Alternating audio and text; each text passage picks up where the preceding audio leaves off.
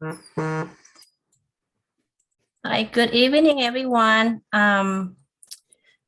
Dear, I lost my screen. Hold on one second.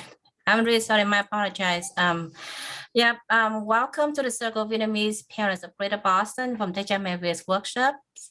My name is Mai Dao, and it's an honor to be your host tonight. Thank you for joining us to learn about the youth services for the ages from 14 to 22, provided by the nonprofit organization Boston Center for Independent Living. This workshop will be presented by Mary Kate Wells and Minh Ngô. Mary Kate is the pre-employment transition service coordinator.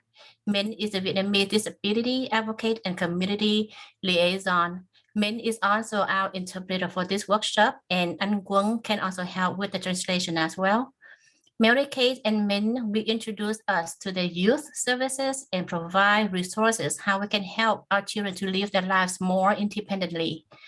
This workshop is live on Facebook and recorded, so please do not share any personal information such as your child's name, residency, date of birth, etc. Please use the chat or raise hand icon where you have questions or comments. Thank you and hope you have a great time. Kính chào mọi người đã đến với hội thảo của vòng tay cha mẹ Việt. Diễn giả của chúng ta hôm nay là cô Mary Kate Wells và anh Minh Ngô đến từ tổ chức phi lợi nhuận tên là Trung tâm Sống Độc lập tại Boston.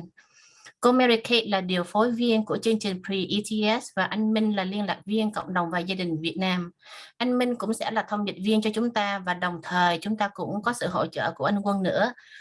Cô Mary Kay và anh Minh cũng cùng đồng hành trình bày về những các dịch vụ dành cho các em thanh thiếu niên từ độ tuổi 14 tới 22 và chia sẻ với chúng ta những cách nào chúng ta có thể giúp và hỗ trợ các con có thêm kỹ năng sống tự lập hơn.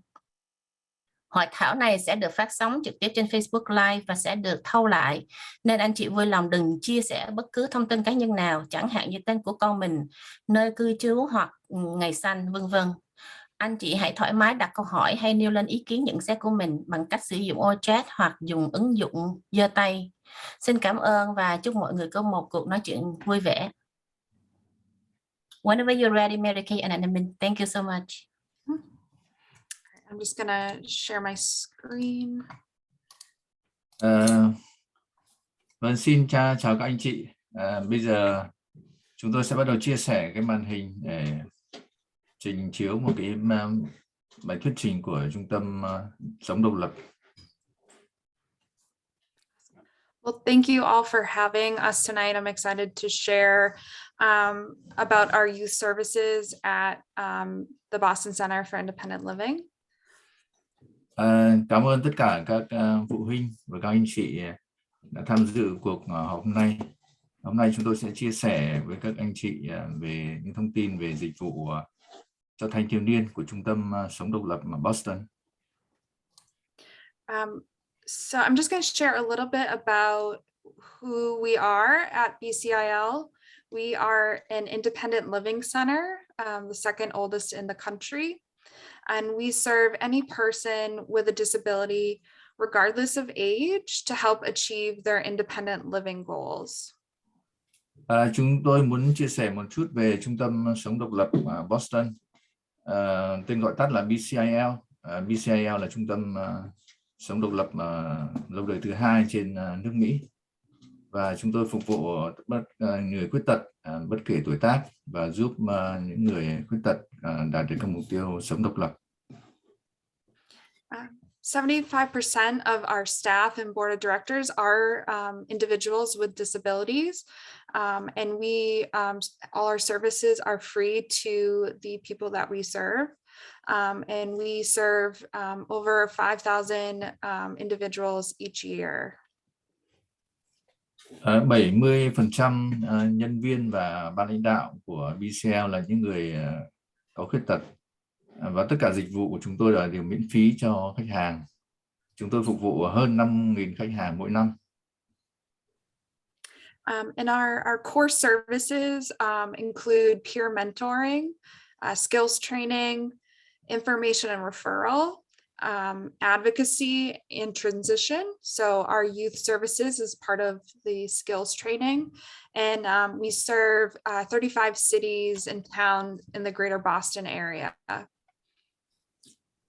Các dịch vụ chính mà chúng tôi phục vụ bao gồm là cố vấn đồng cấp, huấn luyện kỹ năng, thông tin giới thiệu, bênh vực và chuyển tiếp.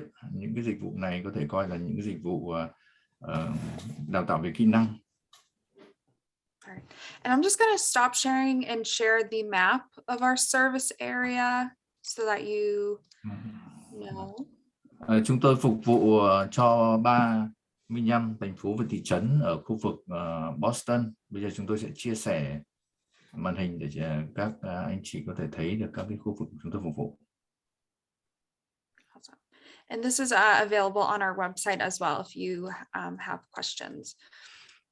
Cái hình ảnh này các anh chị có thể tìm thấy trên website của chúng tôi trong trường hợp mà các anh chị muốn biết thêm thông tin.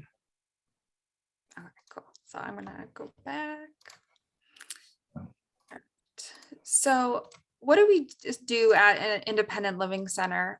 Our goal is to help individuals with disabilities go to school, go to work, and travel freely in their community.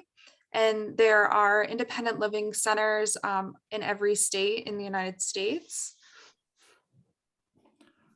Bây giờ tôi sẽ chia sẻ một chút về khái niệm sống độc lập.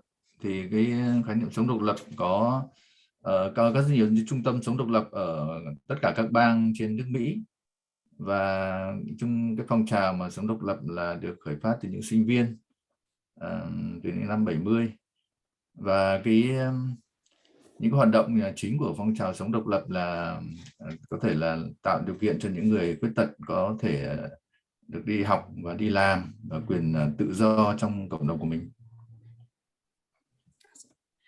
So I'm here to talk about our youth programs. So we have two youth programs. I'm first going to talk about our pre-employment transition services program.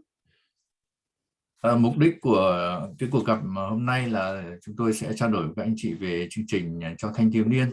Như các anh chị đã biết là Trung tâm Sống Độc Lập có nhiều cái chương trình và nhiều dịch vụ khác nhau, nhưng cuộc họp hôm nay chúng ta giới hạn là cái chương trình cho thanh thiếu niên. So the goal of our pre-employment transition services program, or Pre-ETS, is to help students ages 14 to 22 learn, explore, and prepare for work and education after high school. And we do that through 5 different services. Trong chương trình thanh thiếu niên chúng tôi thì có 2 chương trình chính. Chương trình đầu tiên gọi là chương trình chuẩn bị cho đi làm, chuyển tiếp cho đi làm. Thì cái mục đích của cái chương trình này là giúp cho các em thanh thiếu niên có thể học, khám phá và chuẩn bị những cái thông tin, những cái kỹ năng cần thiết để mà có thể là tiến lên học đại học, cũng như là về sau này có cuộc sống độc lập đi làm. So the 5 services include job exploration, which allows students to learn about their career interests, maybe what jobs they're interested in, and the types of work after high school that might be a good fit for their needs. Cái chương trình mà chuyển tiếp gọi tắt là Pre-ETS này thì có gồm 5 cái nội dung chính. Cái nội dung đầu tiên là khám phá nghề nghiệp. Cái nội dung này thì giúp cho các em có thể là tìm hiểu được các cái nghề nghiệp và những cái việc là những cái thông tin mà các em cần có thể là để về sau có thể là có việc làm. The second service is called Work Readiness Training, and this service focuses on working with students to build their job skills. So those are the skills to help students get jobs, but also keep a job. So skills, we do workshops on resume building, interview skills, job search, and then other skills like professionalism or communication at work. Are the skills that we focus on. Cái nội dung thứ hai là cái gọi là đào tạo kỹ năng, đào tạo chuẩn bị sẵn sàng cho đi làm.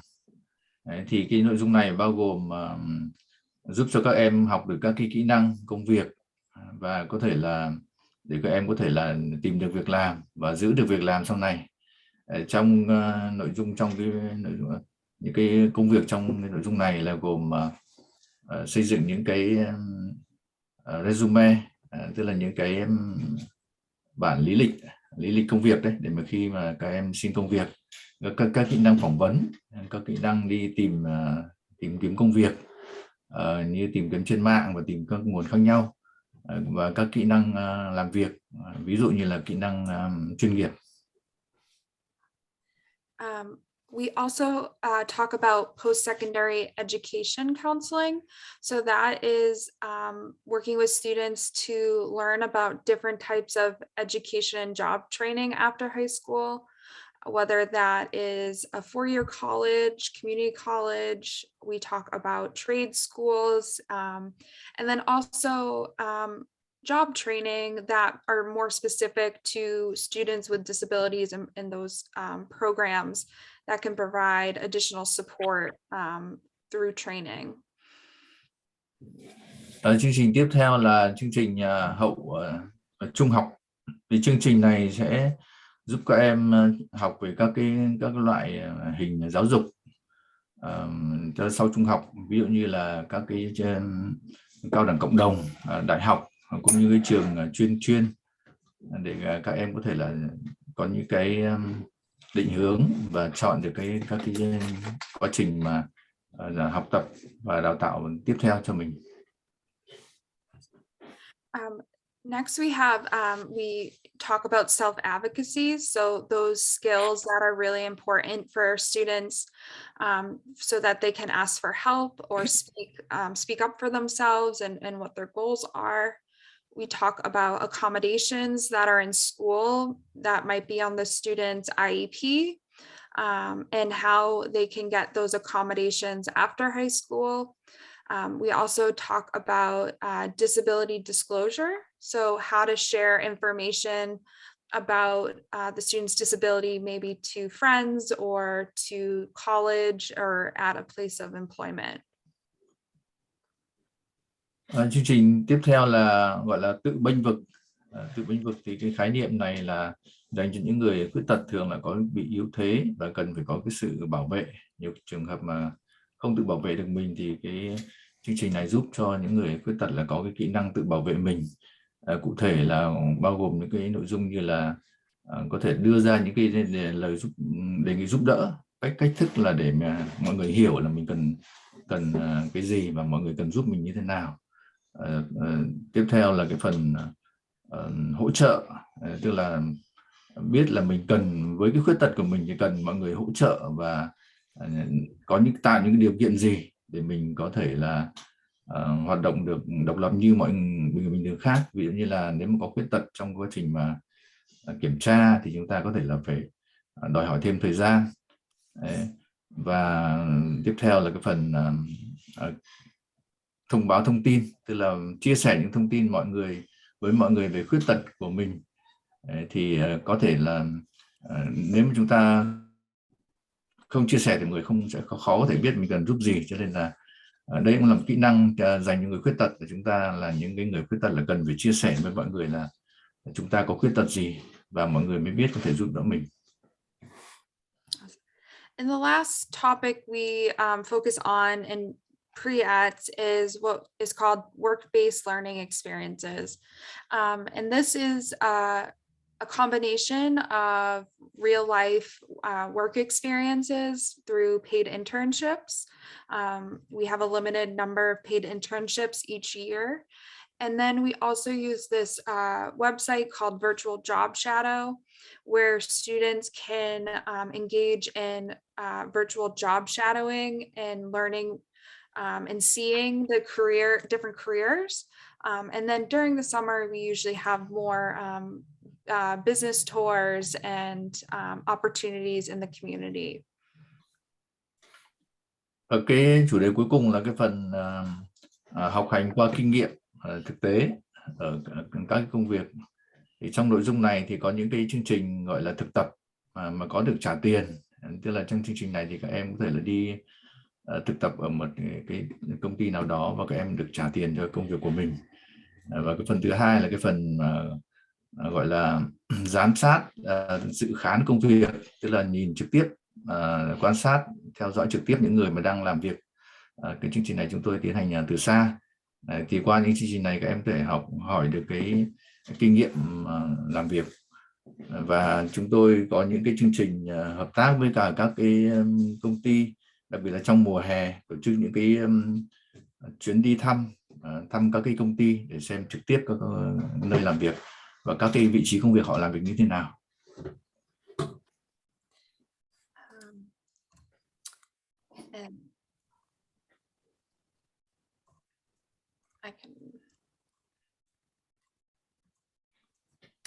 You want me to pause here, Min, or we can send this to?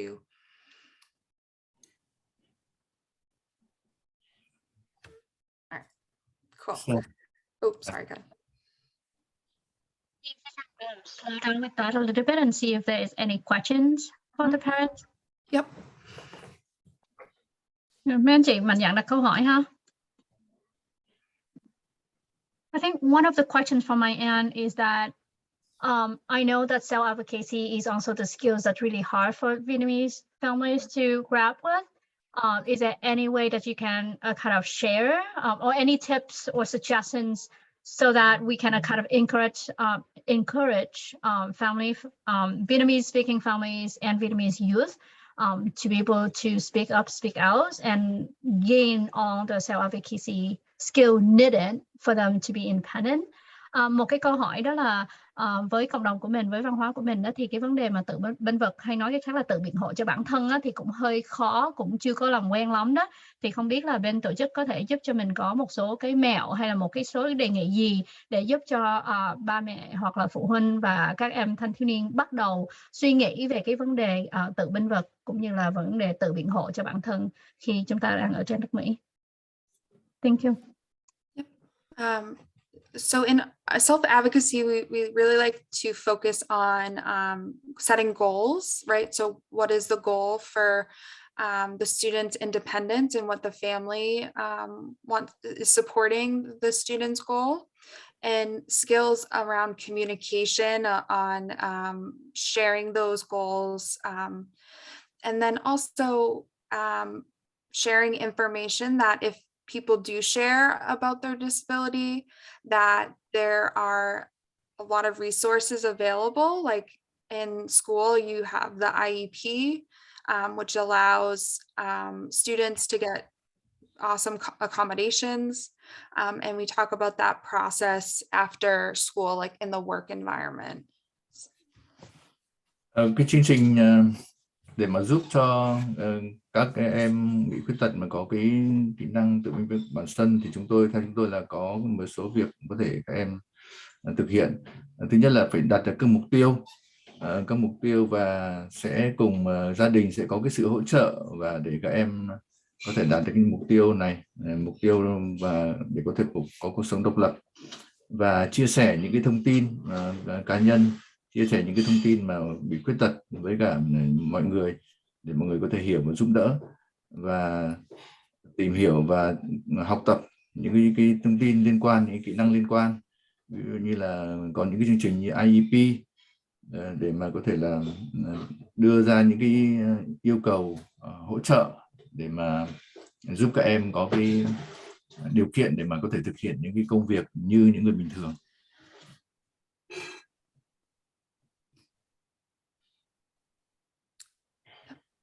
So I'm just looking in the chat. There's a question about job exploration.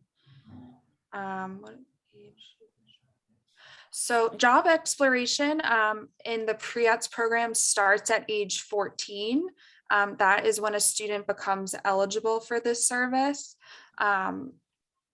However, learning about different jobs and interests can start much earlier.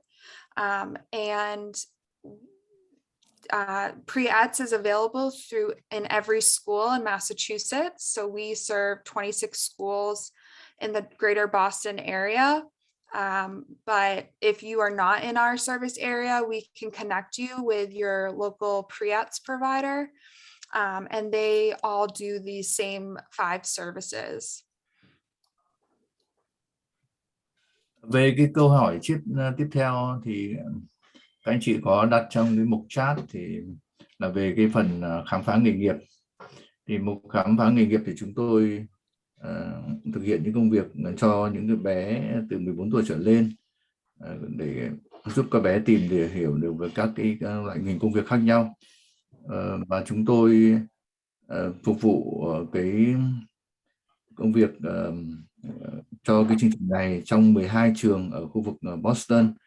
Nếu trong những trường hợp mà cái trường có những trường mà khu vực chúng tôi không phục vụ trong 12 trường này thì các anh chị có thể liên hệ với cả những cái người cung cấp dịch vụ ETS, Pre-ETS, tức là chuẩn bị chuyển tiếp mà chúng ta đang trao đổi đấy. Ở địa phương, tức là mỗi một cái địa phương, một cái town nào đó đều có một cái gọi là người phụ trách về cái dịch vụ chuyển tiếp này, thì các anh chị có thể liên hệ với cả người đó. Tiếng Anh gọi là Pre-ETS provider. Yeah, and one thing I'll add is some of the activities we do in this service is we do a interest survey to learn about students' interests, and then we also look at students' strengths and what supports they might need in a job, to try to kind of include that in the decision of what career might be an appropriate fit. Một trong những nội dung mà chúng tôi thực hiện trong chương trình này là thực hiện những cái khảo sát về cái mối nhu cầu và quan tâm của các bé. Thì trong cái khảo sát này chúng tôi đã tìm ra những cái điểm mạnh và những cái điểm mà các bé, những cái dịch vụ mà các bé cần hỗ trợ để giúp cho các bé có thể là đưa ra quyết định về cái hướng đi nghề nghiệp sau này. And there another question in the chat that can we work with families, or is it required to collaborate with schools? We can take referrals from anywhere. So we serve schools, but we also have groups and some one-on-one activities that we can do that's not related to a school. So if you have a student that's interested in it and wants to participate outside of school, then we can help do that as well. Một câu hỏi khác là liệu BCIL có phục vụ những cái dịch vụ ngoài trường học hay không? Thì câu trả lời là có. Chúng tôi có những hình thức khác nhau như là hỗ trợ theo nhóm hoặc là hỗ trợ từng người một. Thì những cái chương trình này chúng tôi cũng có thể là làm thực hiện ở ngoài cái giờ học cho các bé. Thì các anh chị có thể liên hệ với chúng tôi để có thể là chúng tôi giúp. And there's another question in the chat. What are the steps that BCIL will take to support students with intellectual and developmental disabilities to be ready for employment? So we, under our work readiness service, we focus on building those foundational skills that all employers are looking for. So in communication, problem solving, professionalism, and we support students of all support needs, and we do that through different methods of scenarios. We do videos, we do kind of mock interviews, and try to provide as many experiences to support students to get ready. Một câu hỏi tiếp theo là làm thế nào mà để cho một bé mà có vấn đề về sức khỏe tâm thần có thể là chuẩn bị tốt cho cái có công việc sau này. Thì với nội dung này thì chúng tôi trong cái phần khảo sát cho cái việc sẵn sàng cho đi làm ấy, thì có các nội dung như là chuẩn bị các kỹ năng cho các bé, như là kỹ năng về phỏng vấn, kỹ năng nghề nghiệp và các cái kỹ năng giải quyết vấn đề, cũng như là các cái kỹ năng chuyên nghiệp. Thì để thực hiện này chúng tôi có các cái phương pháp khác nhau, ví dụ như có các cái video và các cái tình huống và những cái phần giả tạo những cái tình huống phỏng vấn thử để cho các bé có thể thực hành các kỹ năng như vậy. And there's another question in the chat. How long will it take for student with intellectual and developmental disabilities to be ready for employment with pay? There is no specific timeline. I think the reason the program is open to students at age 14 is so that they have many years in high school to build these skills with the goal of getting a paying job. However, after high school, there's other supports that if students still needs support in getting those skills, then they can work with Mass Rehab Commission after high school. Câu hỏi tiếp theo là cần mất bao lâu để một em mà bị cái vấn đề về khuyết tật về tâm thần có thể là chuẩn bị sẵn sàng để có thể đi làm được mà có được trả lương. Thì câu hỏi này thì chúng tôi thực sự cũng rất là khó có thể xác định, nhưng mà chúng tôi có thể bắt đầu cái việc giúp các bé là từ độ tuổi 14. Thì trong cái quá trình mà các bé học trung học là cũng cả một quá trình khá là dài, thế cho nên cũng có khá nhiều thời gian để các bé chuẩn bị. Thế còn sau khi mà các bé mà tốt nghiệp trung học rồi thì mà vẫn tiếp tục cần cái hỗ trợ thì chúng tôi có một cái chương trình của MRC, tức là cái tổ chức ủy ban phục hồi, tức là của bang, tức là ủy ban này là chuyên giúp những người khuyết tật chuẩn bị và cũng như là tìm kiếm các việc làm. Thì cái ủy ban này sẽ là giúp các bé để có những cái tiếp tục có những cái sự chuẩn bị và có thể là có việc làm sau này. And another question, how does BCIL provide services in person or virtually? Right now, we are doing both in person and virtual. We are in schools, but we also still have the option to do Zoom or a video or phone call. Yeah. Câu hỏi tiếp theo là BCIL có cung cấp dịch vụ trực tiếp hay không, tức là gặp trực tiếp hay không, hay là chỉ cung cấp dịch vụ trực tuyến qua mạng. Thì chúng tôi phục vụ cả hai loại hình này. Chúng tôi vừa phục vụ trực tiếp, ví dụ như là tại các trường học, gặp gỡ trường học hoặc là gặp trực tiếp. Còn ngoài ra thì chúng tôi cũng có nhiều hình thức khác như là gặp qua Zoom, qua những cái video và qua điện thoại. And there's a question about how to access virtual job shadowing. So this is a service we pay for, so students involved in our program will get access to it. However, a lot of Pre-ETS providers across the state are using this platform. So ask if you are working with a different agency, definitely ask them if they use that service so that you could get access. Câu hỏi tiếp theo là làm thế nào mà chúng ta có thể truy cập được cái dịch vụ dự khán công việc. Thì cái dịch vụ này thì đối với dịch vụ này thì có một cái gọi nền tảng, một cái nền tảng gọi là trên mạng ấy. Thì là họ một cái dạng công cụ, một nền tảng mà họ giúp cho những khách hàng có thể là truy cập và thực hiện dự khán qua cái nền tảng đó. Thì là các anh chị nếu trường hợp mà có thể là gặp những cái tổ chức nào mà mình muốn họ phục vụ liên quan đến lĩnh vực này thì nhiều tổ chức họ cũng có những cái nền tảng này, và anh chị có thể đề nghị họ là cho truy cập và sử dụng cái nền tảng đó để có thể tiến hành dự khán. All right, and two more questions. So BCIL, the question is, what is BCIL service schedule? We are open Monday through Friday, 9 a.m. to 5 p.m. We, in the youth department, work also during school hours and after school. Right now, we do not do weekends. Sometimes in the summer for specific events, there might be a weekend event, but our normal services are Monday to Friday. Tiếp theo là giờ phục vụ của BCL là như thế nào? Thì chúng tôi phục vụ từ 2 đến thứ 6, từ 9 giờ đến 5 giờ chiều.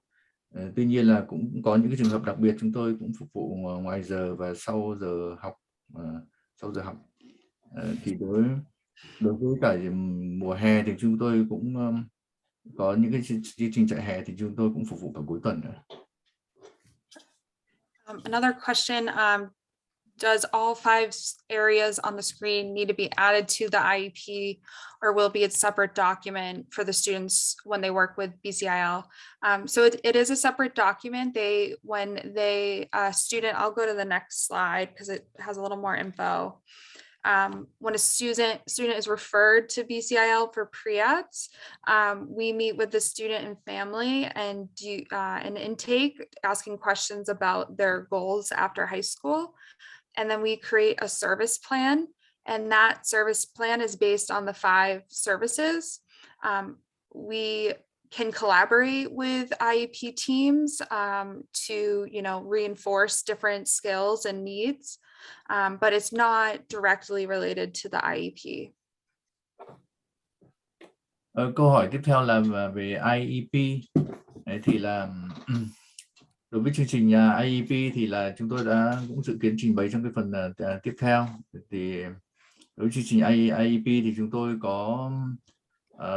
cũng có yêu cầu là các cái em mà có IEP thì là cung cấp chúng tôi những là cái chứng minh về chương trình mà em đang thực hiện, và chúng tôi sẽ phối hợp với cả cái nhóm người thực hiện IEP trong cái việc là tìm hiểu các cái nhu cầu cũng như là cùng giúp các em thực hiện được các mục tiêu và có được các kỹ năng đã được thực hiện trong các cái kế hoạch IEP của các em. The next 2 questions actually apply to our second program. So if it's okay, I'll speak to travel, training, and safety and community at the next slide. Cái phần 2 câu hỏi tiếp theo thì chúng tôi sẽ trình bày trong cái phần tới ạ. So just to kind of conclude pre-ETS, so a student is eligible at age 14 up to their 22nd birthday. The student has to have an IEP or a 504 plan or other documentation stating that they have a disability. They also have to be enrolled in high school or a post-secondary education program. So that could be college, it could be other training programs. Vâng, chúng tôi xin tóm lược lại về cái chương trình thứ nhất là chương trình Pre-ETS, là chương trình chuẩn bị chuyển tiếp cho các em học tiếp và đi làm. Chương trình này là dành cho các em từ lứa tuổi 14 đến 22, có một cái kế hoạch IEP hoặc là kế hoạch 504, hoặc là có những cái giấy tờ khác mà chứng minh là các em có khuyết tật và các em đang học trong các trường trung học hoặc là quá trình học hậu trung học hay là các cái chương trình đào tạo khác. Yep, and there's a question about families can self-refer, so anyone can refer a student for pre-ETS, yes. Câu hỏi tiếp theo là các gia đình có thể là tự giới thiệu con em đến chương trình pre-ETS không? Thì câu trả lời có, các gia đình có thể là tự giới thiệu con em mình đến với chúng tôi. Any questions before we, or any other, can you speak, so there's a question, can you speak about family engagement during pre-ETS process and the level of collaboration with schools? Yep, family engagement usually starts during our first meeting when we meet with the student and the family or whoever is supporting the student. and talk about their students' goals. We've tried to encourage the youth to lead that discussion, but obviously family involvement is really valuable. And for schools, we collaborate directly with either the special education department or teachers to get groups going at school. And sometimes we also engage in the IEP process or that self-advocacy piece in the IEP. Câu hỏi tiếp theo là liệu gia đình có thể tham gia vào cái quá trình mà các em thực hiện chương trình Pre-ETS này không? Thì câu trả lời là có. Thì chúng tôi cũng khuyến khích các gia đình tham dự vào các cái hoạt động của các em bằng cái việc tham gia vào cái quá trình mà xác định mục tiêu. Thì khi mà các em thực hiện chương trình này, các em phải thực hiện cái mục tiêu, và khi mà có cái sự tham gia của gia đình thì các em cũng có thể là thảo luận, có cái sự thảo luận với gia đình. Và ngoài ra chúng tôi cũng tham khảo và có cái sự phối hợp với cả các cái các cái tổ chức khác như là Bộ Giáo dục, hoặc là các cái giáo viên, hoặc là chương trình những cái người thực hiện chương trình IEP để mà có cái sự thảo luận và cùng tham gia để xây dựng các mục tiêu cho các em. Excuse me, Mary Kay and Min, for the interruption. I think we have 3 more questions and then we will move on to the next slide. Và xin lỗi anh, xin phép cho anh chị ha, mình có thể thêm 3 câu hỏi nữa và mình có thể tiếp tục thêm một cái phần kế tiếp ha. Và em muốn đi theo thứ tự là chị Thoa có giơ tay lên, và sau chị Thoa là tới chị Thảo, và sau chị Thảo là tới Vi Nguyễn trong cái chat ha. Xin mời chị Thoa. Yes, so the next question, do you need to be affiliated with another agency such as DDS, Boston Public Schools in order to apply? No, this service is what's considered, a student is considered potentially eligible. So that just means it's the step before adult vocational rehabilitation. So this program assumes that a student is eligible for the service because they have an IEP, so they don't have to be associated with DDS or MRC yet. It's like a step before. Về cái câu hỏi tiếp theo là các bé có cần phải là có cái yêu cầu hoặc là có cái điều kiện khi mà của các cái ban của tổ chức như là cái bộ về phát triển về tâm thần hay không, thì là câu trả lời là không cần thiết, vì là chúng tôi có thể là đánh giá các cái các cái đạt tiêu chuẩn điều kiện đạt tiêu chuẩn của các bé dựa trên các cái khuyết tật, mức độ khuyết tật của các bé để có thể là đủ điều kiện tham gia chương trình.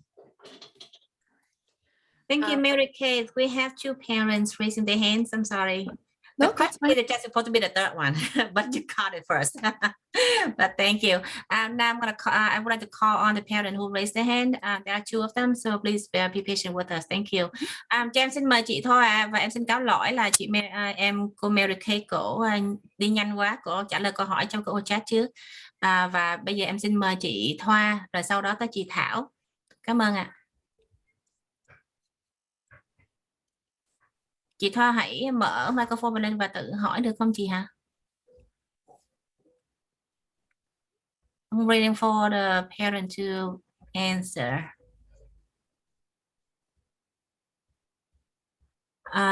Vậy cho em mời chị Thảo ha.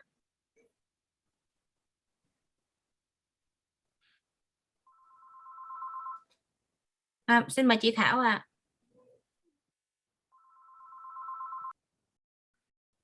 Yeah, my apologies again. Somehow we missed them again. But there is an additional question in the chat. Yeah, so what is the student-teacher ratio? Typically, we work in groups, so it'd be about 5 to 10 students per staff. However, if a student needs extra support, we can do smaller groups or we can do one-on-ones. But for the most part, it's groups, small groups.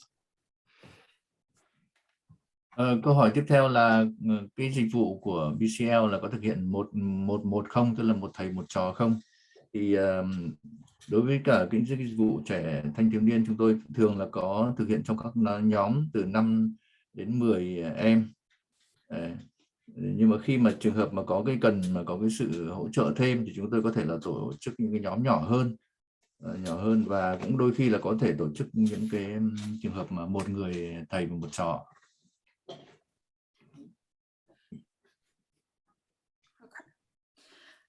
So moving to our second youth program, it's called Transition to Adulthood Program, or TAP.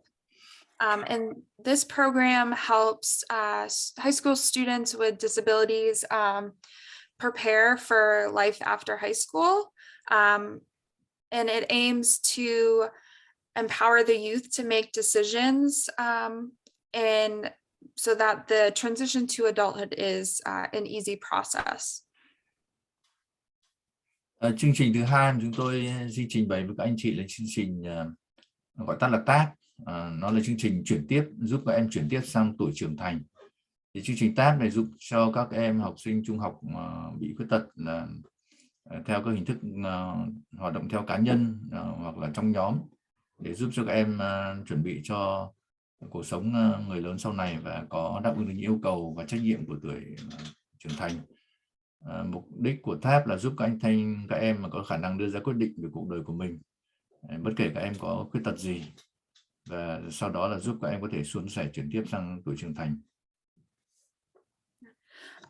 And this program is also aged 14 to 22, and the student has to have a disability. Chương trình này là cho các em từ 14 đến 22 tuổi và yêu cầu là các em phải có một khuyết tật nào đó. Và hiện nay chúng tôi đang thực hiện chương trình này từ xa. So these are some of the topics that students can work on in TAP. That could include buying their own groceries, making a budget, choosing out their own clothes, or maybe going to work. Some students want to potentially have a house or apartment to live independently. And then also to answer the question earlier, this is where how to access public transportation. We also do that, how to use the MBTA and get to certain destinations. Chương trình TAP này thì có những cái nội dung ví dụ như là giúp các bé có cái kỹ năng tự mua được nhu yếu phẩm của mình này, hoặc là tự có thể là chọn quần áo, hoặc là có thể là tự đi làm để kiếm sống, hoặc là có những em có những nhu cầu tự sống độc lập, sống riêng, có cái căn hộ hoặc căn nhà riêng của mình. Và cái nội dung này cũng trả lời một câu hỏi mà các anh chị có trong phần trước là liệu có thể giúp các em có được cái cách thức đi lại không? Thì có, là chúng tôi chương trình này cũng giúp các em có thể là sử dụng những cái phương tiện công cộng, ví dụ như chương trình các cái phương tiện MBTA. And I see a question in the chat. Though program starts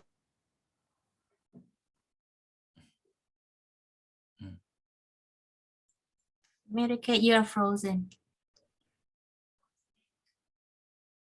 Màn ảnh của cô America đang bị đứng hình cho nên anh chị đợi chút ha. Here you go, we can see you moving now. Sorry, my computer froze. So the question in the chat was if you can be referred before age 14. Yes, the students still wouldn't be able to start services until they were 14 and in a high school. Câu hỏi tiếp theo là liệu các gia đình có thể là giới thiệu các bé khi mà các bé chưa đến 14 tuổi hay không? Thì câu trả lời là có, các gia đình có thể là giới thiệu các em đến chúng tôi, nhưng mà Các dịch vụ chúng tôi bắt đầu từ lứa tuổi 14. Okay. So this is just a little information on how to apply or refer to these programs. For the pre-employment program, there is a referral form that we can send for you to share if that works to the families. And for our TAP program, it would be to call our information and referral line to get started that way. Phần tiếp theo là chúng tôi sẽ trao đổi về cái cách thức mà các anh chị có thể đăng ký tham dự chương trình. Đối với chương trình Pre-ETS thì các anh chị có thể là hoàn tất cái đơn giới thiệu, có một cái mẫu đơn giới thiệu Pre-ETS và các anh chị có thể điền vào cái đơn đó và gửi cho chúng tôi. Đối với chương trình TAP thì các anh chị có thể gọi cho cái bộ phận thông tin của chúng tôi theo cái số mà chúng tôi đã đi trên màn hình đây. Đó là số 617 338 6665.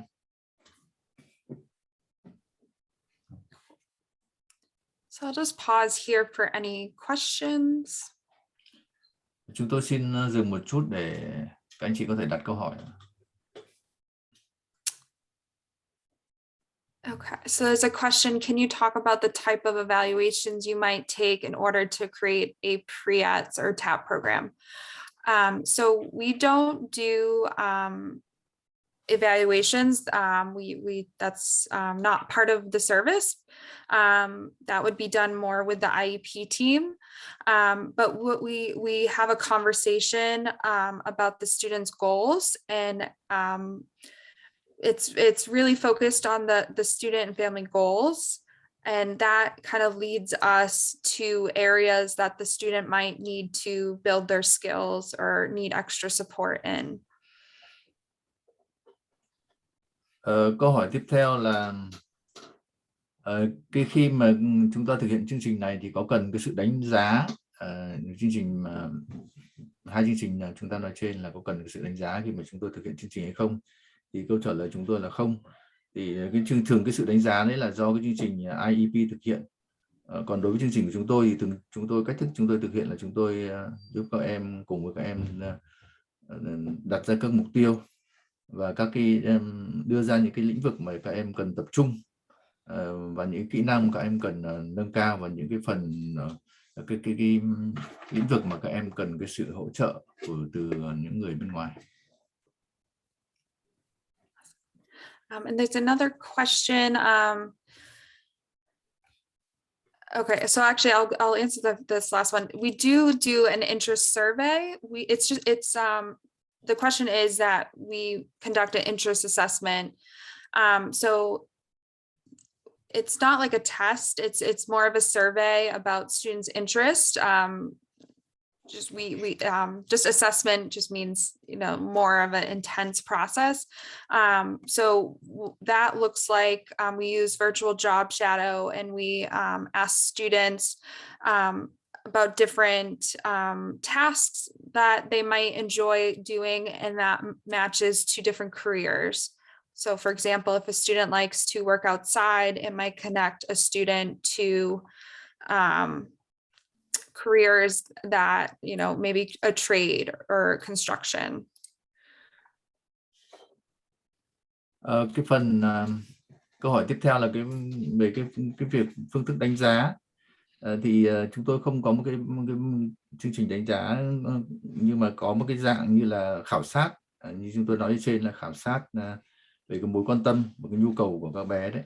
Thì trong cái chương trình này, cái bản khảo sát này thì đã có thể là thực hiện để phát hiện ra là các bé là có những cái xu hướng như thế nào, về các cái phẩm chất như thế nào để phù hợp cho các bé có cái nghề nghiệp sau này. Ví dụ như là các câu hỏi để sẽ xác định ra là bé cái khuynh hướng nghề nghiệp của các bé là ví dụ như thích làm việc trong khối văn phòng hay là làm ngoài trời, hoặc là có thể là làm việc trong cái ngành thương mại hay là ngành xây dựng chẳng hạn. there's a question, how can nonverbal youth or youth who communicate differently participate in these programs? So we work with students with any disability. We make our material accessible to students in different formats, whether that's visuals and pictures, or maybe it's activities and doing stuff hands-on. We try to engage students any way they communicate. If they use augmented communication devices, we try to meet their support needs. Câu hỏi tiếp theo là những các bé mà không nói được thì BCIL có thể là phục vụ được không? Thì câu trả lời là có. Thì chúng tôi có rất nhiều các hình thức khác nhau để mà có thể là giúp các bé có thể là tham dự được chương trình này qua những các cái phương tiện và những các hoạt động khác nhau, và nhiều các loại tài liệu các cái hình thức tài liệu khác nhau để các bé có thể tham gia vào chương trình lần này. So there's a question, could you please explain how the youth is protected at the workplace to avoid bullying and abuse? That's a great question.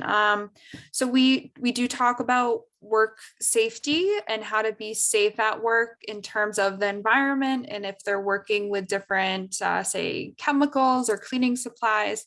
We also talk about, if someone's making us uncomfortable or being harmful to you, what to do in those situations.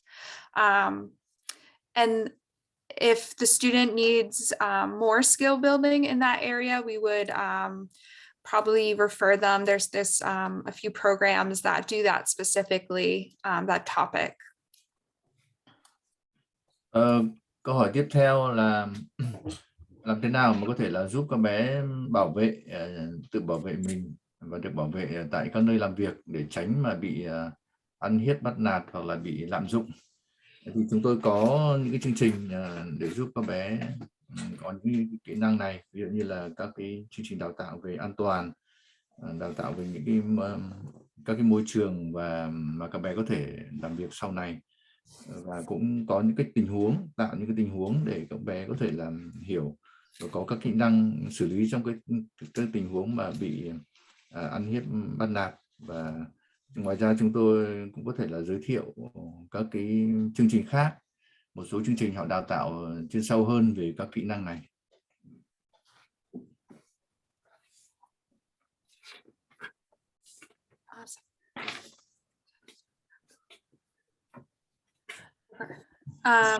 There's a question, besides the supervisor at the workplace, would there be agency staff to come in and check in? So our program is more skill building and learning about the work. We do have a small number of internships that are at the job site, but otherwise it's in the classroom. However, there are a lot of supports through other agencies that we could connect you with that provide job coaching, and that is when a staff member attends a student's workplace and supports them at the workplace and is there.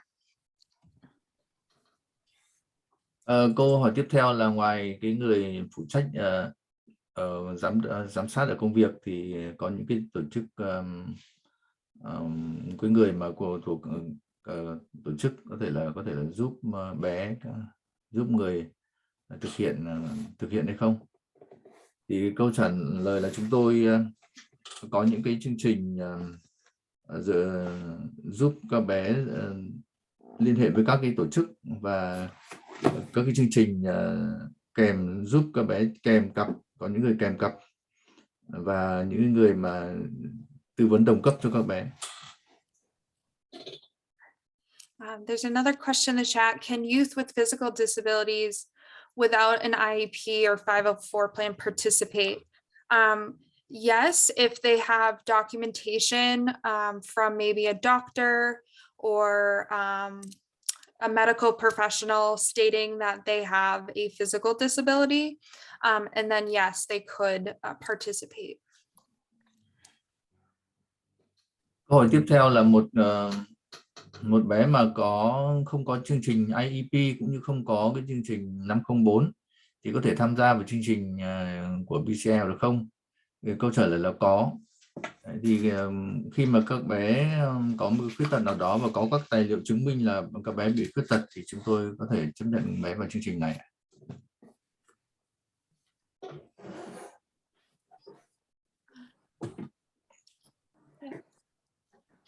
Go ahead. Chị Thoa chờ em một chút nha. Chị Thoa hold on one second. Okay, thank you. Mary Kay, there's a question in the chat from Thảo Lê, that's the first parent that we've been waiting for. So her question is, my child will be 14 years old next month. Can my child apply for this program when she turned 14, or she can apply this program before she turned exactly 14? Thank you. Yep. So a student who is 14 and going into the 9th grade that summer can apply, but before that, they won't be, you could refer them, but they wouldn't be eligible to start services until they are 14 and in high school. Câu hỏi của chị Thảo về bé mà 14 tuổi tháng 5 tới là thì có thể là xin tham gia chương trình được hay không? Thì đối với các bé mà trước 14 tuổi thì các bé có thể là gia đình có thể giới thiệu với chúng tôi tham dự chương trình. Nhưng mà khi mà các bé phải chúng tôi phải đợi khi các bé đủ 14 tuổi thì chúng tôi mới bắt đầu có thể cung cấp dịch vụ được. Anh Minh cho em hỏi rõ lại là hồi nãy cô Mary Kay nói là vào tháng 5 và tháng 9 bé mới nhận được dịch vụ phải không? Thí dụ như bé được 14 tuổi trong vòng tháng 5 á, thì bé có thể xin nộp đơn được không, và tới tháng 9 mới được nhận dịch vụ bên chương trình bên cô anh được hả? So the question is, so the consumer is 14 in May, right? And so when does the consumer can start to receiving service? Is in May or in September? So if they're turning 14 in May and going to high school in the fall, then they could participate in the summer, and then also starting in the 9th grade they can start. Yeah, so in the summer. Tức là khi mà bé tháng 5 là bé đủ 14 tuổi thì bé bắt đầu có thể tham gia vào chương trình mùa hè của chúng tôi. Tức là khi mà bé vào lớp 9, nhưng mà bắt đầu có thể tham dự các chương trình chúng tôi là từ mùa hè, tức là sau khi mà bé đủ 14 tuổi vào tháng 5. Thank you for clarification. Cảm ơn anh Minh đã cho rõ cái câu trả lời này, và xin mời chị Thoa. So the next parent is Thoa. Yes, thank you. Yes, thank you, Mai. Yeah, thank you, Mai. Yes, I have two questions. So my son is a sophomore right now, and he has IEP. So once he graduates, he will not have the IEP. I'm just wondering, can he apply into your program that time when he no longer have the IEP? He has an IEP for autism. So that's the first question. So in order to be eligible for Pre-ETS, they have to be associated with a high school or post-secondary program. However, they can participate in our adult independent living, which is very similar to TAP, but it's just for students who have graduated. So when he's 18, he can apply the adult program, is that correct? Yes. Correct. Okay. And the second question is, what is the requirement to qualify or to be in the program? Is there like an income guideline? Does he have to live in Boston, or can he live in other areas like Lexington? So it's free, no cost at all. So there is a close, so there's multiple Pre-ETS providers in Massachusetts. So there is one closer to Lexington. However, it's consumer choice. So if the family or the student wants to work, say with BCIL or somewhere closer to home, the student and the family have the choice of picking which provider to work with. But I can connect you with the providers closer to Lexington if that is a better fit. Okay, so the adult program is similar to the youth program. It's not any less or any more. Is that correct? So it's I wouldn't say less, but once the adult program, it's more directed by the youth. So the youth has to be able to engage in the services and lead it with the support of family and our staff. So it changes kind of the focus, right? So like the student leads versus in youth programming, you know, there's also family input. Got it. Thank you. Vừa giờ chị Thoa có một số câu hỏi. Thì câu hỏi thứ nhất là về trường hợp mà bé chị Thoa thì cái chương trình IEP của bé sẽ kết thúc trong thời gian tới, thì chị Thoa có hỏi là khi mà chương trình IEP kết thúc thì bé có thể tham dự vào chương trình của BCIL được không? Thế thì đối với chương trình Pre-ETS của BCIL thì chỉ phục vụ những cái bé mà đang trong độ tuổi trung học. Trường hợp mà các bé hết độ tuổi trung học và đến lứa tuổi 18 thì chúng tôi có một chương trình khác là chương trình cho người lớn. Nó cũng là một chương trình tương tự nhưng mà nó gọi là chương trình đào tạo kỹ năng. Thì các bé có thể tham dự chương trình này. Câu hỏi thứ hai của chị Thoa là về cái điều kiện để mà có thể tham dự chương trình này, ví dụ như là nơi ở hoặc là về thu nhập. Thì câu trả lời là chúng tôi phục vụ trong các khu vực mà đã nêu trong các anh chị. Ngoài ra thì chúng tôi cũng có các mối liên hệ với các cái nhà cung cấp dịch vụ Pre-ETS khác. Ví dụ như là chị Thoa ở khu vực Lexington thì chúng tôi biết là cũng có một cái nhà cung cấp dịch vụ ở khu vực đó. Thì chúng tôi cũng có thể là giới thiệu các cái dịch vụ Pre-ETS cho các anh chị khi mà các anh chị muốn có cái sự lựa chọn, nhiều cái sự lựa chọn khác nhau cho các bé nhà mình tham dự chương trình này. Thế còn đối với cái sự mà chị có hỏi thêm về cái việc là cái sự khác nhau giữa chương trình người lớn và chương trình thanh thiếu niên thì cũng có một cái mức độ tương đồng nào đó hay không. Thì cái chương trình cho thanh thiếu niên thì tập trung hơn về các cái nội dung về trường học. Thế còn chương trình mà cho lứa tuổi trưởng thành thì thiên hướng nhiều hơn về các cái kỹ năng để các bé có thể là sống như người lớn sau này. There's another question in the chat. Can you help identify a vendor for Pre-ETS in the Lowell area? BCIL's Pre-ETS does not cover Lowell, but I will follow up with with a list of the Pre-ETS providers and who you can contact if you're outside of our area. Câu hỏi tiếp theo là BCIL có cung cấp dịch vụ ở khu vực Lowell hay không? Thì chúng tôi không cung cấp dịch vụ ở khu vực này, và chúng tôi sẽ tìm các thông tin liên quan đến nhà cung cấp dịch vụ ở đây và sẽ giới thiệu cho các anh chị.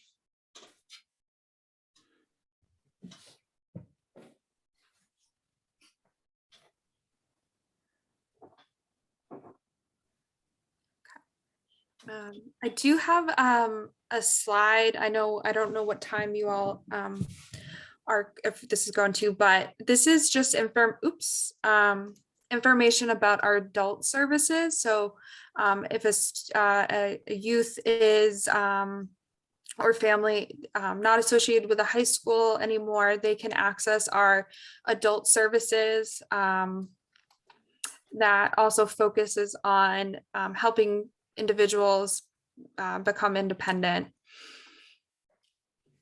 Chúng tôi có một cái slide khác về cái dịch vụ cho người lớn.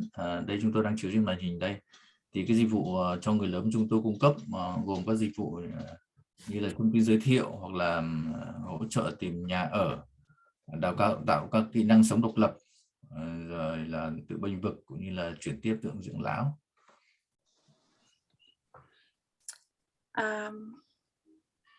So another question in the chat, how are the chapter 688 referrals related to pre-ETS or TAP referrals? Great question. So the chapter 688 referral is a referral made by the school district to state agencies, so DDS, MRC, DMH. They're not related to a pre-ETS referral. They would be separate referrals. Câu hỏi tiếp theo là những trường hợp mà giới thiệu theo cái chương 688 thì có liên quan đến chương trình Pre-ETS không? Thì câu trả lời là không.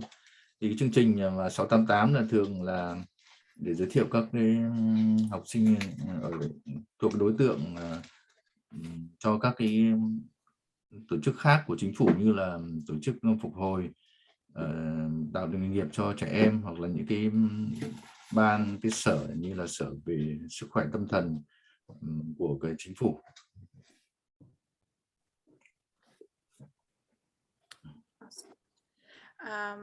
So just last, if there's any other questions,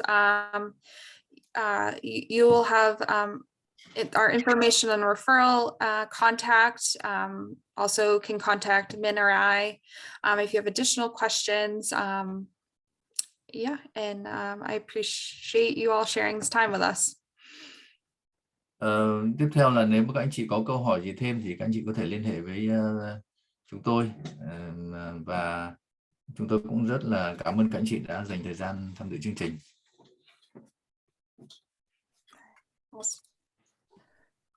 And there's more questions that you just let us know. Let me ask the audience. Anh chị nào còn có hỏi nào nữa không ạ?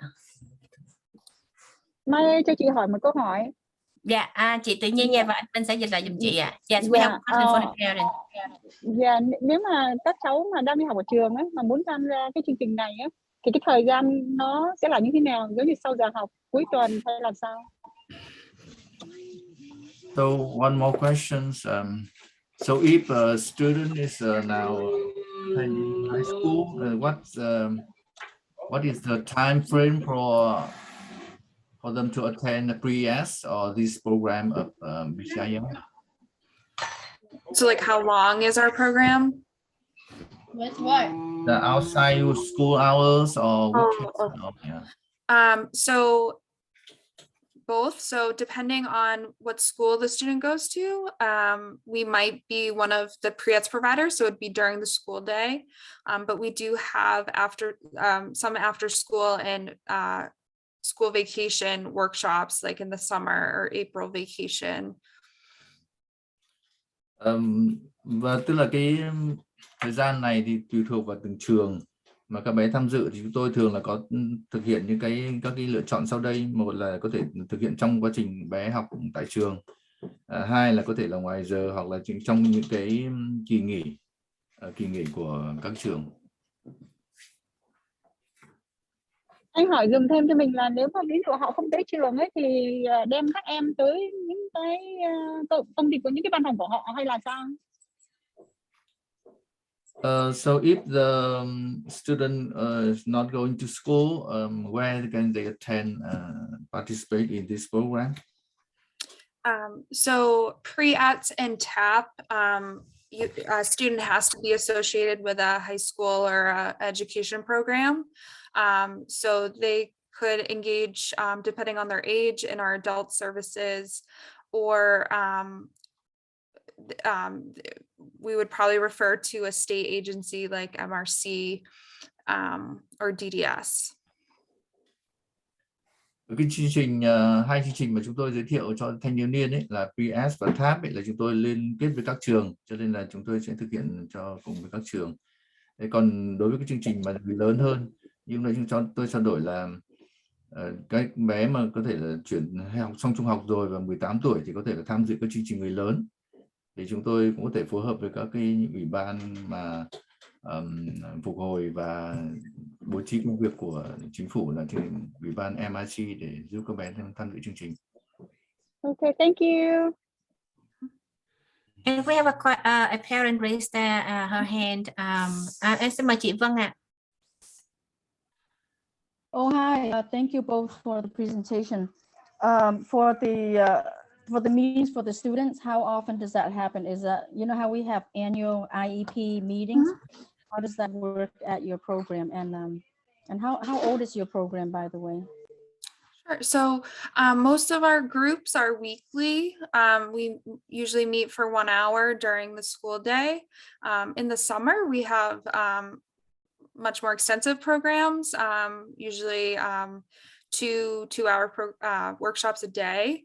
And the Pre-ETS program has been around for 4 or 5 years, but we've been doing youth services, I think, for 20 years or so at BCIL, but this specific program's been around, I think, for like 5 years. Chị Vân có câu hỏi là cái chương trình này thì là thời lượng tiến hành như thế nào? Thì cái chương trình Pre-ETS của tôi thì thường là thường tổ chức 1 giờ 1 ngày, nhưng mà đối với những cái thời gian đặc biệt, ví dụ như là mùa hè, thì chúng tôi có thể là tổ chức 1 cái hội thảo trong 1 ngày. Về cái câu hỏi của chị Vân tiếp theo là cái chương trình của BCIL là đã thực hiện được bao lâu rồi? Thì đối với chương trình riêng, đối với chương trình BS thì tôi thực hiện được khoảng 4-5 năm nay. Còn đối với chương trình thanh thiếu niên thì chúng tôi đã thực hiện được 20 năm. So sorry. So the meetings you're constantly meeting weekly. It's not like a assessment that you do quarterly or yearly, right? No, yeah, it's weekly skill building groups, so not assessment based.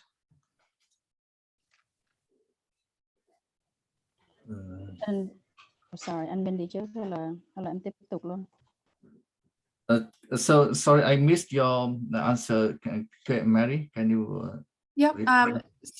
So they're weekly skill building groups, not assessment, not assessments. Câu hỏi của chị Vân tiếp theo là về cái đánh giá của chương trình này. Thì cái đánh giá này có phải là cái phần đánh giá kỹ năng hay không? Thì câu trả lời của chúng là không. Thì đây là cái phần chỉ là phần là đánh giá về kỹ năng thôi. And I just have one more question. For very low functioning students, nonverbal and just low functioning period, does your program, are you able to work with those students, or is there like a certain cap on that, the students' ability? Yeah, we aim to work with all students with all needs level, and it just means that our workshops look a little different for students who require extra support or more support, and it might be more picture-based or direct questions, hands-on activity, and we try to present it in a way that can reach all the different students that we work with. Chị Vân có câu hỏi tiếp theo là đối với những cái mà những cái học sinh, những cái em mà có những cái khả năng hoạt động thấp thì chúng tôi phục vụ hay không? Thì câu trả lời là có. Thì chúng tôi thực hiện bằng cách là có những cái chương trình hỗ trợ khác nhau để các bé có thể là tham dự chương trình, ví dụ như là có những người kèm cặp trực tiếp để mà các bé có thể có những kỹ năng hoạt động được như những người khác. So that I see 3 more questions in the chat. Can you please share some success stories from youth or families participating in Pre-ETS or TAP? Yeah, I can share. We've worked with a lot of students who are unsure if they want to pursue additional education after high school, because they're not sure if say a community college, or if a program could support them. So we've helped students and families learn more about different resources and accommodations that they can use in the post-secondary world.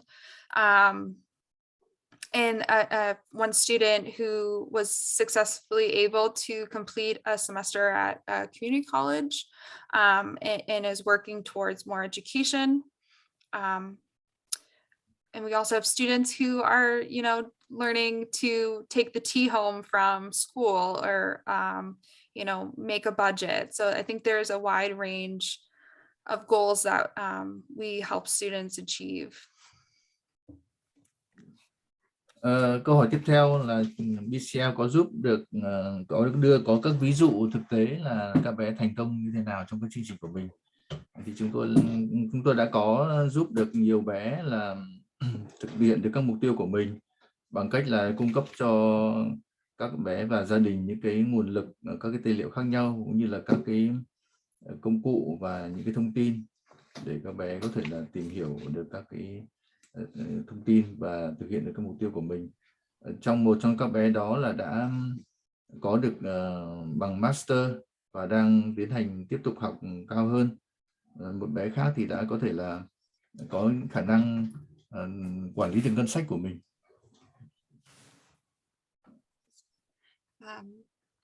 The next question is about if we work with private schools or charters.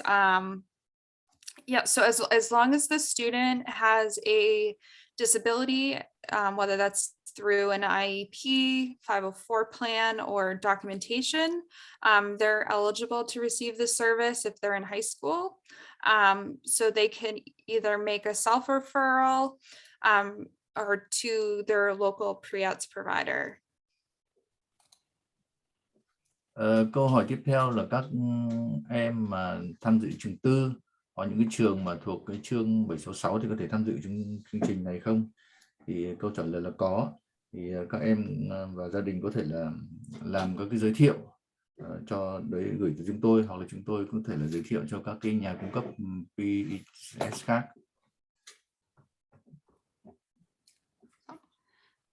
And the last question, okay, so will you be able to find a job for youth participating in your program? That is our goal. We don't have a resource of jobs available, but our goal is to help students build the skills to get a job and keep a job. So we wish we could get all our students jobs, but the focus of the program is really to build the skills. And then there's other agencies, say like Mass Rehab Commission, who can help find those specific jobs for a student. Câu hỏi tiếp theo là BCIL có giúp các bé tìm được những công việc cụ thể nào không? Kỹ năng cụ thể của từng công việc hay không? Thì chúng tôi không thực hiện những cái đào tạo những kỹ năng cụ thể cho một loại công việc nào đó, mà chúng tôi đào tạo những kỹ năng công việc cho các bé. Thế còn nếu mà trường hợp mà các bé cần tìm những cái việc mà cụ thể thì chúng tôi có thể giới thiệu đến MRC, tức là cái Ủy ban phục hồi của chính phủ.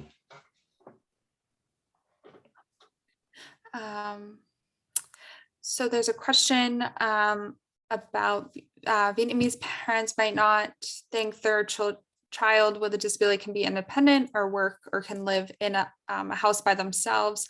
How would BCIL respond culturally appropriate ways? Yeah, our goal is to work, so each person that we work with has their support system with them, more so with our youth, right? Because they're younger and still living at home. So we definitely encourage family engagement and want to hear concerns and try to help alleviate those concerns or provide information about all the different resources that could support a student, but we definitely acknowledge that each family is different in expectations. So we try to work with students and families and find that balance of letting the student lead and build skills while honoring, you know, their support system that's around them.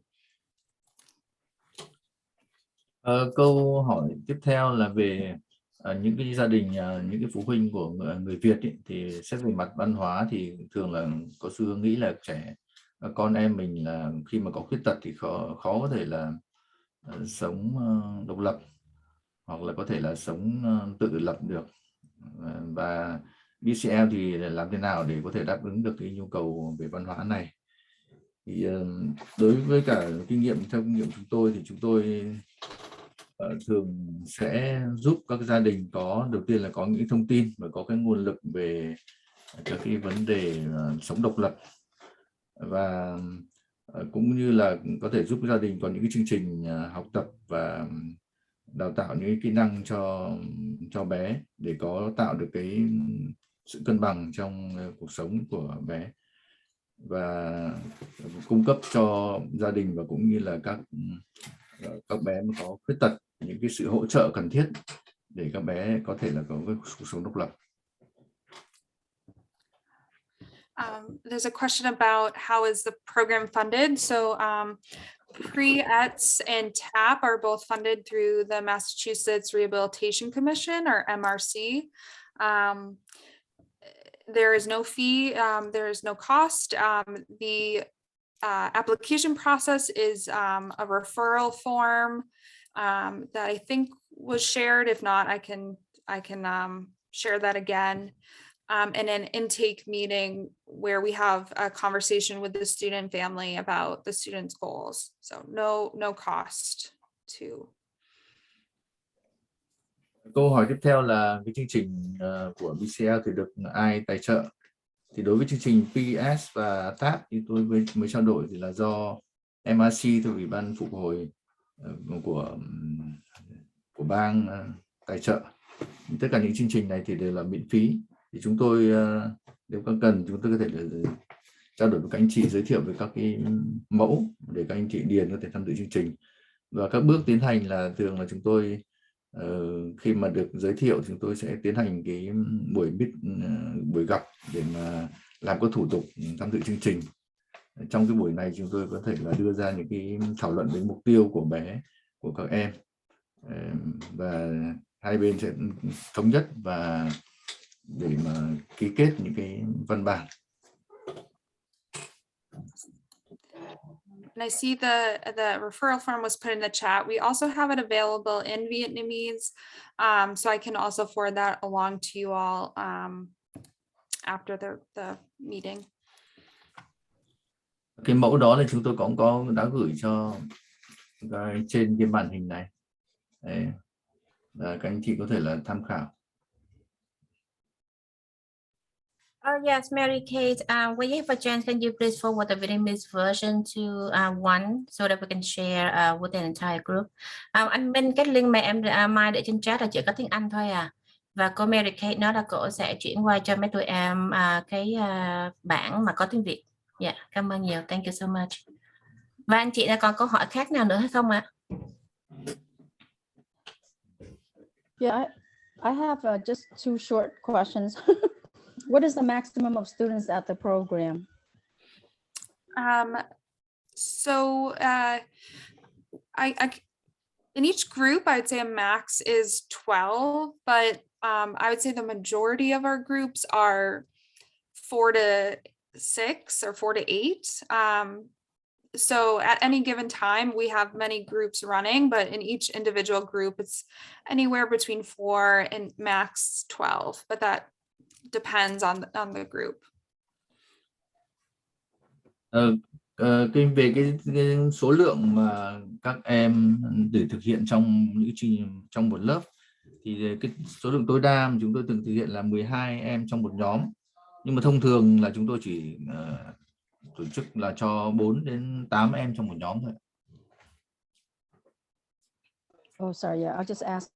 And is the program run like like an ASD classroom, the autism spectrum classroom, or is there any like ABA therapists in the classroom with the students? I'm on mute.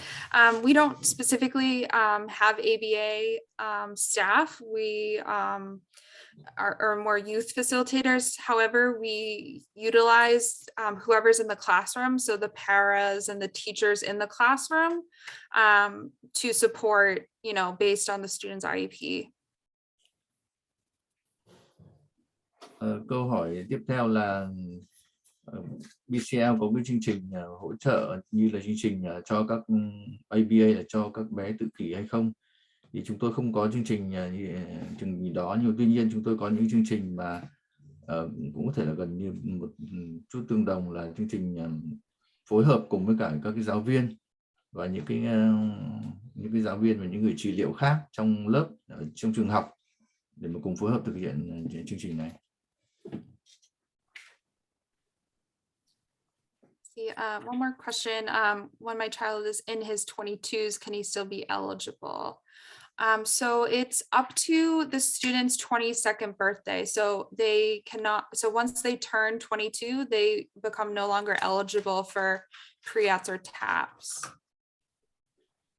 Câu hỏi tiếp theo là con chúng tôi là 22 tuổi thì có đủ điều kiện tham gia chương trình hay không? Thì khi mà bé đã đến tuổi 22 thì các bé không còn đủ điều kiện tham dự chương trình này khác. Nhưng mà chúng tôi đã nói như trình bày trên là các bé có thể tham dự những chương trình cho người lớn của BCIL.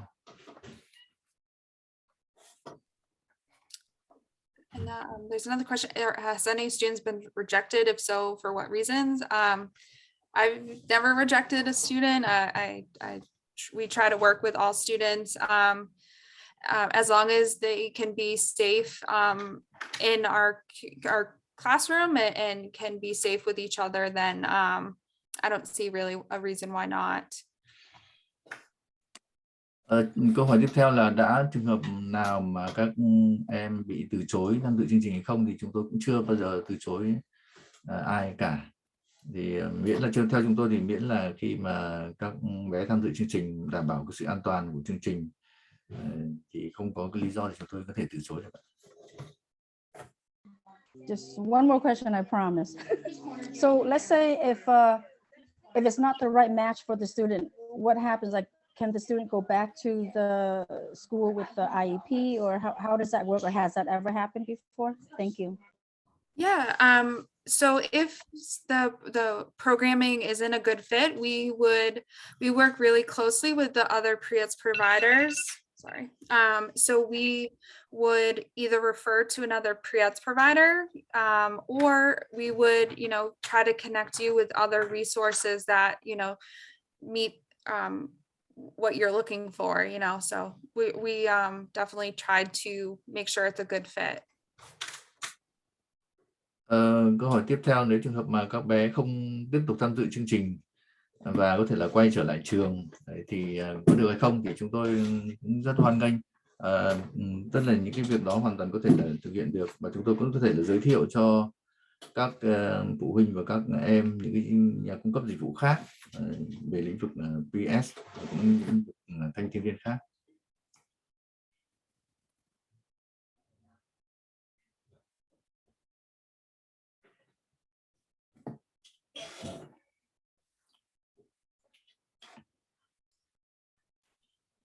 There's a question, are your programs suitable for youth with vision and hearing issues? Yes, and I apologize, my dog is making some noise in the background, but we can support students with visual or hearing impairments. The Mass Commission of the Blind also has a Pre-ETS program that would be more tailored to students with visual issues. And then there's also Deaf Inc. that specializes in working with students that are hard of hearing or deaf. So yes, we could support them, but we also want to connect you with the right match. Câu hỏi tiếp theo là BCIL có cái chương trình phù hợp cho những cái bé mà bị vấn đề khuyết tật về thị lực hoặc là khiếm thính hay không? Thì chúng tôi có thể giới thiệu cho các bé đến các cái chương trình của bang, là chương trình cho người mù, hoặc là chương trình cho những người khiếm thính. Và những chương trình này họ có những nội dung mà được thiết kế chuyên sâu cho những cái bé bị khiếm thính hoặc là khiếm thị.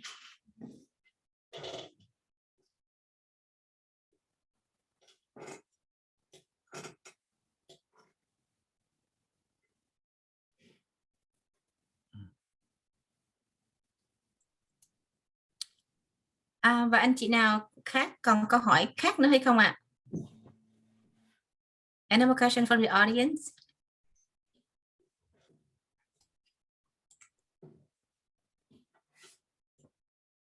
Okay. So I guess this is it. So thank you very much for making time in your busy schedule to speak to our families. The